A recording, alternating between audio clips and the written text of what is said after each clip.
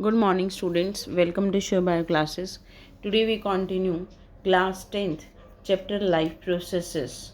Today our topics are photosynthesis, significance of photosynthesis, and stomata. Fine. See, photosynthesis. Autotrophs, or we can say green plants, prepare their own food in the presence of sunlight, water, CO2, minerals. They convert CO2 and water into C6H12O6. Good morning, students. Welcome to Shiv Bio classes. Today we continue class 9, chapter Life Processes. Fine. Today our topics are photosynthesis, significance of photosynthesis, stomata and function of stomata, opening and closing of stomata. Clear?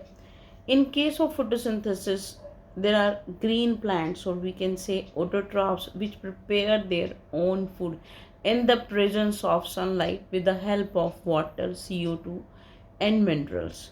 Clear? They make their own food. The function of chlorophyll is that to observe light energy, to absorb light energy. Chlorophyll का क्या function है? To absorb light energy, and that chlorophyll is present inside green parts of plant. कहाँ present होता है? Green parts में. मेरा topic क्या है आज का? फोटोसिंथेसिस. इसके क्या सिग्निफिकेंस है? स्टोमेटा क्या है? इसके फंक्शंस क्या है? Opening and closing of stomata क्या है? क्लियर? तो देखो, ऑटोट्रॉफ्स या ग्रीन प्लांट्स वो होते हैं जो अपना खाना खुद बनाते हैं. हम लोग तो अपना खाना खुद नहीं बना सकते ना, लेकिन ग्रीन प्लांट्स ऐसे होते, प्रोड्यूसर्स होते हैं. ये ग्रीन प्लांट्स जो होते हैं, ग्रीन प्लांट्स के कारण ही हमें सोलर एनर्जी फूड की फॉर्म में मिलती है. वो मैं आगे बताऊंगी किससे.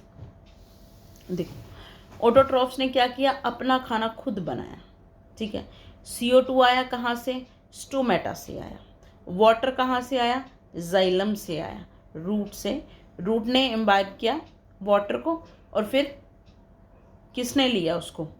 फिर लिया जाइलम ने. जाइलम फ्लोएम दो पार्ट्स होते हैं, ये वस्कुलर टिश्यूज होते हैं. क्लियर? तो जाइलम का फंक्शन क्या होता है? To carry out water. Water को लेके जाता है वो. और फ्लोएम का फंक्शन क्या होता है? जब लीफ खाना बना लेती है, सभी पार्ट्स में, प्लांट के सभी पार्ट्स में वो खाना पहुंचा देगा. उसका ये फंक्शन होता है. ठीक है. तो जाइलम ने क्या किया? वाटर को ले लिया. CO2 कहाँ से आया? स्टोमेटा में, जो स्टोमेटल पोर्स प्रेजेंट है वहाँ से. मिनरल्स भी कहाँ से आएंगे? वाटर में डिजॉल्व होते हैं. क्लियर? तो अब नेक्स्ट है क्लोरोफिल का फंक्शन क्या है, कहाँ प्रेजेंट होता है? क्लोरोफिल प्रेजेंट होता है ग्रीन पार्ट्स में, and it absorbs light energy. अब लाइट एनर्जी का फंक्शन क्या है? अब लाइट तो एब्जॉर्ब कर लिया, लेकिन उसका फंक्शन क्या है? It helps in splitting of water into hydrogen and oxygen. Light energy का क्या फंक्शन होता है? अगर आपसे पूछा जाए तो आपको क्या बताना है? Splitting of water. वाटर की स्प्लिटिंग कौन करेगा? लाइट एनर्जी करेगा. ये तो ठीक है, लाइट एनर्जी को कन्वर्ट कर दिया है हमने ऑर्गेनिक एनर्जी में, और we can say organic food में. क्लियर? लेकिन साथ के साथ ही क्या करता है? लाइट एनर्जी का फंक्शन ही यही होता है. एनर्जी होगा नहीं तो स्प्लिटिंग होगी नहीं वाटर की. ठीक है. तो लाइट एनर्जी का फंक्शन है splitting of water into hydrogen and oxygen. अब ये इसने क्यों स्प्लिटिंग किया? हमें क्या ज़रूरत थी स्प्लिटिंग करने की? तोड़ने की क्या ज़रूरत थी वाटर को? क्यों? क्योंकि हाइड्रोजन क्या करता है? रिड्यूस कराता है CO2 को. किसके अंदर? C6H12O6. ये देखो क्या कराया इसने? लाइट एनर्जी है ये. इसने स्प्लिटिंग किया किसका? वाटर का. अब वाटर से हाइड्रोजन निकला. अब इस हाइड्रोजन ने क्या किया? CO2 को फिक्स कर दिया किसके अंदर? ऑर्गेनिक फूड के, टिपिकली ग्लूकोज के अंदर, C6H12O6 के अंदर. हुआ क्लियर? तो रिडक्शन किसने कराया? CO2 का. C6H12O6 ये ग्लूकोज का फॉर्मूला होता है. तो इसमें किसने कराया? वाटर ने, सॉरी हाइड्रोजन ने. हाइड्रोजन कहाँ से आया? वाटर से. वाटर से हाइड्रोजन कैसे निकला? स्प्लिटिंग हुई, टूटा वाटर. तो किसने तोड़ा? लाइट एनर्जी ने तोड़ा. लाइट एनर्जी कहाँ से आई? क्लोरोफिल ने उसको एब्जॉर्ब किया। तो कनेक्शन पता चल गया, ठीक है। Next topic is stomata. These are pores present on the epidermis of leaves or stems. देखो एपिडर्मिस क्या होता है, जब आप लीफ को देखोगे ना, उसकी अपर लेयर जो आपको नजर आती है ना, दैट इज एपिडर्मिस। जो सबसे आउटर लेयर होती है ना, उसको एपिडर्मिस बोला जाता है। तो वहाँ प्रेजेंट होते हैं स्टेम पर, ग्रीन पार्ट पर प्रेजेंट होता है ये स्टेम पर, ठीक है। तो दीज आर द पोर्स, छोटे छोटे पोर्स, छिद्र होते हैं ऑन द लीव्स, जिसका फंक्शन क्या होता है, it helps in exchange of gases as well as transpiration. ये हेल्प करता है गैसेस का एक्सचेंज करने में।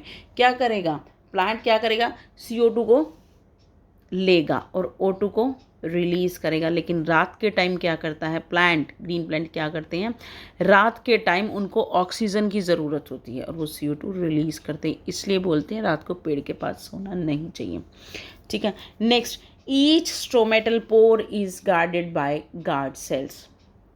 हर एक स्ट्रोमेटल पोर जो है किससे गार्ड होता है, ये मैं दिखाऊंगी आगे डायग्राम में, एक बार तुम देख लो, पढ़ लो। Each stomatal pore is guarded by guard cells, ठीक है।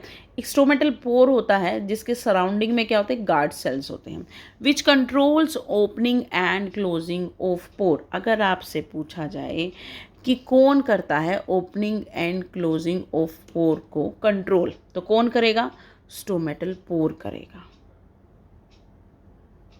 ओ सॉरी गार्ड सेल करेगा, ठीक है। फिर उसके बाद क्या है, the water present inside guard cell.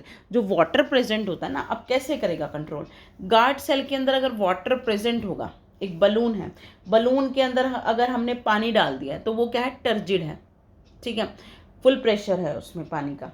और एक ऐसा है कि जिसमें हम खाली कर रहे हैं बलून को, वो तो क्या हो रहा है, फ्लेक्सिड हो रहा है, श्रिंक हो रहा है, ठीक है। तो जब टर्जिड होगा तो उसके केस में ओपन हो जाएगा स्टोमेटल पोर, और किसका रिलीज होगा, ऑक्सीजन निकलेगा और CO2 एंटर करेगा। और जब ट्रांसपिरेशन हो रहा होगा तो उस टाइम क्या होगा, ट्रांसपिरेशन के टाइम वाटर को रिलीज करेगा प्लांट वाटर बहुत ज़्यादा अब्जॉर्व करता है, लेकिन अब्जॉर्व करने के बाद उसको रिलीज़ भी उतना ही कर देता है, 0.3 या 3% कुछ ऐसा होता है कि उसको अपने पास रखता है, बाकी सारे के सारे को वो क्या करता है, इवेपोरेट कर देता है ट्रांसपिरेशन के थ्रू।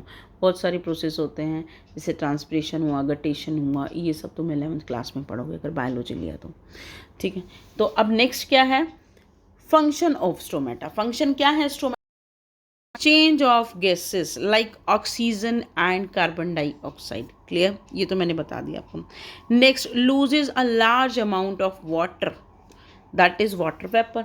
वाटर निकलेगा किसकी फॉर्म में निकलेगा, वाटर वेपर की फॉर्म में निकलेगा ड्यूरिंग ट्रांसपिरेशन, क्लियर। अब देखो मैंने क्या बताया है अब तक, फोटोसिंथेसिस के बारे में बताया है, ऑटोट्रॉफ्स क्या होते हैं, ठीक है, कैसे अपना फूड बनाते हैं, किसकी हेल्प से बनाते हैं, सनलाइट की हेल्प से बनाते हैं, ठीक है। और वाटर की भी प्रेजेंस होती है, CO2 का रिडक्शन होता है, मिनरल्स की भी ज़रूरत होती है, ठीक है। अब हम खाना खाए जा रहे हैं, उसमें न्यूट्रिशन नहीं होगा, उसका कोई फ़ायदा है नहीं।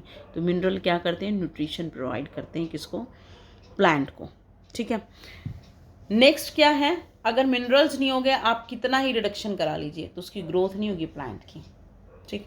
ये सब भी हम पढ़ेंगे 11th क्लास में, माइक्रो न्यूट्रिएंट क्या होता है, मैक्रो न्यूट्रिएंट क्या होता है, ठीक। अब तो क्लोरोफिल का क्या फंक्शन है, एब्जॉर्ब किया लाइट को।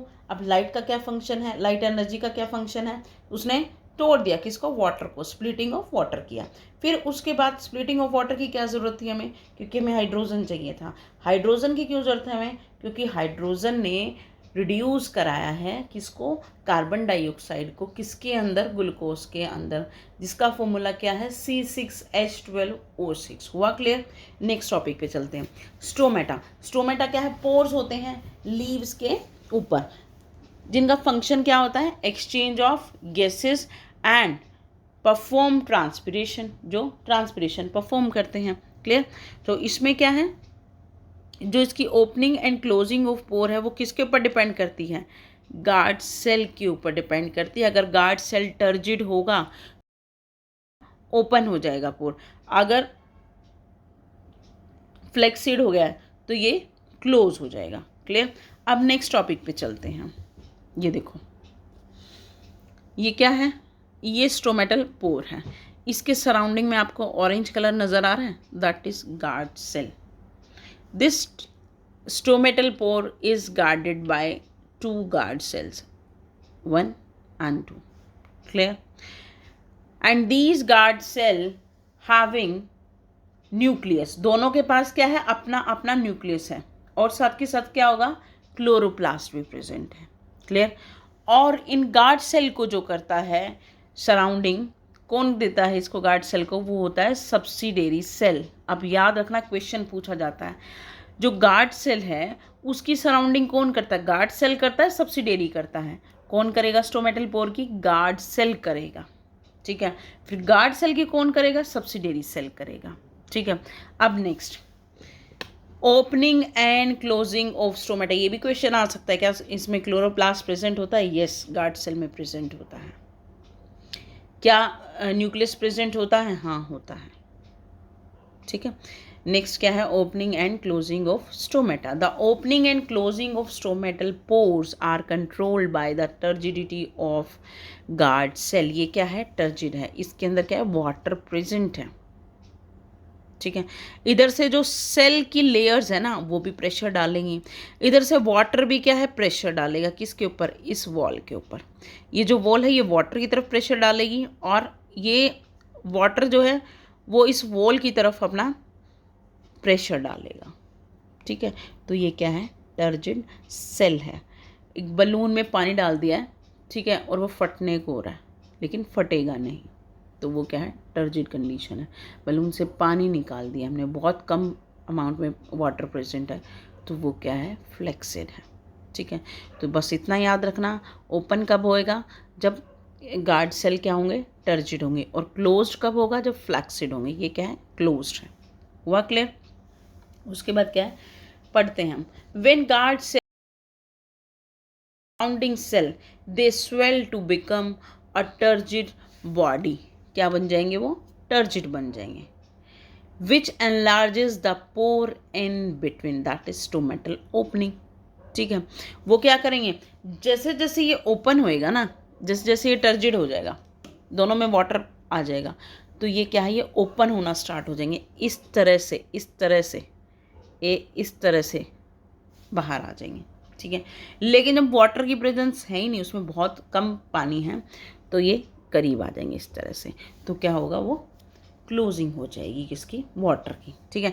While when water is released they become flaccid, shrinking to close the stomatal pore. Shrink हो जाएगा तो क्या होगा, क्लोज हो जाएगा। ठीक है, हो गया क्लियर। अब तक हमने क्या पढ़ा है, फोटोसिंथेसिस पढ़ा है, ये फंक्शन याद कर लेना, क्लोरोफिल क्या क्या है, लाइट एनर्जी का क्या है, हाइड्रोजन का क्या है, स्टोमेटा का क्या है। ठीक है। और स्टोमेटा का एक्सचेंज ऑफ गैसेस तो है, ऑक्सीजन और CO2 का, साथ के साथ ट्रांसपिरेशन में भी हेल्प करता है ये। ठीक है। उसके बाद क्या है, सिग्निफिकेंस ऑफ फोटोसिंथेसिस। देखो ट्रांसपिरेशन में क्या होता है, जो एक्स्ट्रा वाटर होता है ना, loss of excess water from the plant body, that is transpiration, उसको हम ट्रांसपिरेशन बोलते हैं। और तुम सोचोगे ट्रांसपिरेशन क्या होता है, ट्रांसपिरेशन में क्या है, वाटर को जितना पानी यूज़ करना यूज़ करेगा वो, बाकी को क्या करेगा, ट्रांसपायर कर देगा, रिलीज़ कर देगा अपनी बॉडी से। और वो कहाँ से निकलेगा पानी, स्टोमेटल पोर से। जैसे हमें स्वेटिंग होती है ना, ऐसे ही प्लांट से क्या है, पानी निकलता है। ठीक है। लेकिन वो कौन सा वाटर होगा, जो एक्सेस होगा। नेक्स्ट है सिग्निफिकेंस ऑफ फोटोसिंथेसिस। अब सिग्निफिकेंस क्या है, हमने इतना सब कुछ पढ़ा है, तो कुछ ना कुछ तो फ़ायदा होगा ना फोटोसिंथेसिस का। वो क्या फ़ायदा, सबसे पहला काम, फोटोसिंथेसिस अगर सोलर एनर्जी होती नहीं, सन होता ही नहीं, सनलाइट होती ही नहीं, तो क्या होता, नहीं होता। तो सबसे पहले सन का पॉइंट याद रखना, solar energy is made available for all living beings. जो सोलर एनर्जी है ना, वो सबके लिए अवेलेबल है, जितने भी लिविंग बींग्स है ना, सबके लिए अवेलेबल है। ठीक है। डायरेक्टली और इनडायरेक्टली, किसकी हेल्प से, ग्रीन प्लांट की हेल्प से। अब सेकेंड पॉइंट क्या है, green plants are the producer of food. ठीक है। जो डायरेक्टली भी लिए जा सकते हैं और इनडायरेक्टली भी। ये मैं डायरेक्टली इनडायरेक्टली का बहुत अच्छे से समझा दिया मैंने, इस शायद लास्ट वीडियो में समझाया था या इससे पहले वाले में, वो देख लेना आप लोग। नेक्स्ट है maintaining the balance of CO2 and oxygen in the air. Balancing कौन करता है? प्लांट्स करते हैं। इसलिए तो हम क्या बोलते हैं कि ज़्यादा से ज़्यादा प्लांट्स लगाओ ताकि हमें ज़्यादा से ज़्यादा ऑक्सीजन मिले। हुआ क्लियर? तो सिग्निफिकेंस क्या बताया मैंने? सोलर एनर्जी एक तो सभी लिविंग बींग्स को मिल रही है। सेकेंड पार्ट, ग्रीन प्लांट क्या है? प्रोड्यूसर है, फूड बनाता है। ठीक है, देखो एक ग्रीन प्लांट्स ही ऐसे होते हैं जो अपने आप फूड बना लेते हैं। मैं प्लांट्स की बात कर रही हूँ, एनिमल कोई ऐसा नहीं है। ना मैं बैक्टीरिया की बात कर रही हूँ, ना मैं फंजाई की बात कर रही हूँ, मैं किसी की बात नहीं कर रही हूँ, मैं प्लांट की बात कर रही हूँ। सिर्फ प्लांट किंगडम में प्लांट्स ऐसे हैं जो अपना खाना खुद बनाते हैं।